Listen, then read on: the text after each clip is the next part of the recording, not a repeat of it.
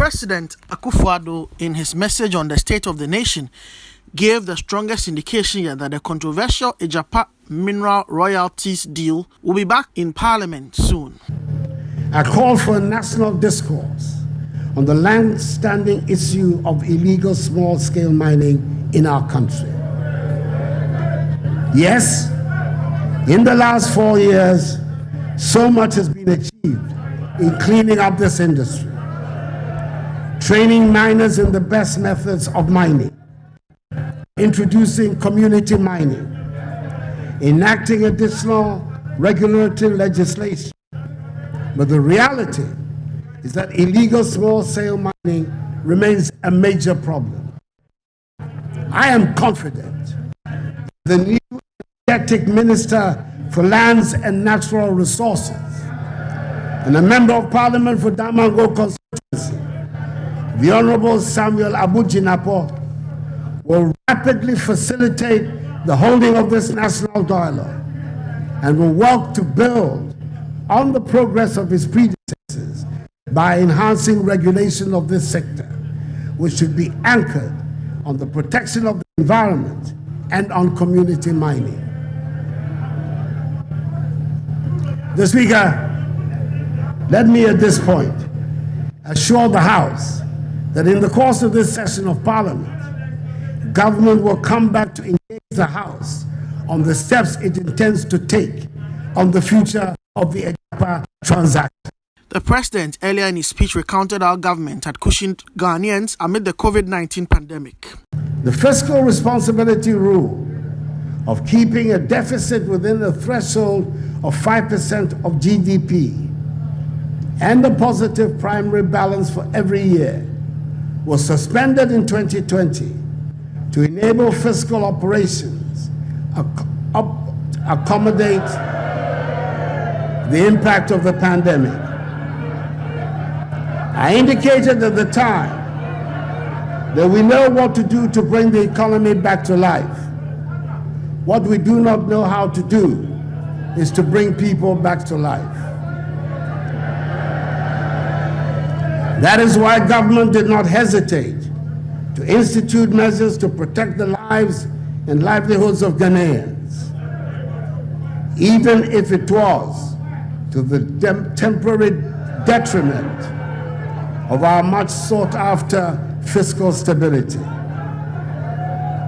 The formulation and implementation of the COVID-19 preparedness and responsible plan, tracing, testing, treatment, waiver of personal income tax, and provision of an additional 50% basic salary allowance to healthcare workers, expanding the capacities of laboratories to increase COVID-19 testing, establishment of isolation centers in all regions and districts, fumigation of markets and schools, provision of food packages and hot meals for residents in areas affected by the partial lockdown, provision of free water for all households, provision of free electricity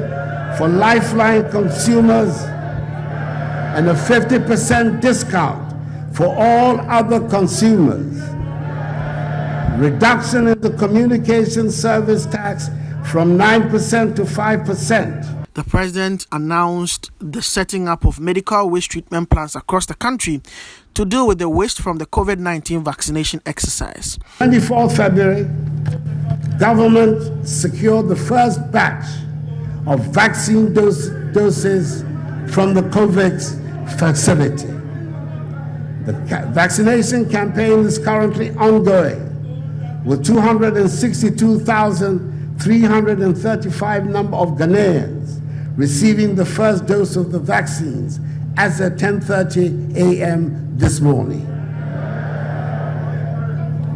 The target is to vaccinate 20 million Ghanaians, and government is working hard towards realizing this goal. We remain on course to taking delivery of some 17 million 600,000 vaccine doses by June, with more to come in the course of the year. I want to urge members of the House to lend their voices to the public education campaign currently ongoing with regards to the vaccination program. The vaccine, together with strict compliance with the safety protocols, is what will allow us to open up our country again and embark on the quest to restore normalcy to our lives and livelihoods. Government is also mindful of a problem associated with vaccinations, and that is how to dispose of used PPEs, vials, needles, and syringes that are being used in the vaccination exercise. Government is collaborating with the private sector to establish 14 medical waste treatment facilities across the country to help address once and for all the safe disposal of medical waste. The pandemic, Mr. Speaker, has emphasized the need to expand access to health care for every Ghanaian, irrespective of his or her location. And I want to thank again and again all our frontline healthcare workers for their devotion to duty and sense of patriotism. The president also touched on the coastal management policy of his administration. Members of Parliament will debate the address from Wednesday, the 10th of March. In the area of coastal management, we continue to improve the resilience of the country's coastline against tidal wave erosion that poses a significant threat to lives, livelihood, and properties of the people living along the coastline. Consequently, we've implemented a number of coastal protection works in Kuntompo, Ajwa, Blekusu, Elmina, Dansoman, Amanfo, Kuma, Dix Cove, Axim, Cape Coast, Commander, Anumabo, and Nico, which protect in all a total stretch of some 54 kilometers and at our various stages of completion.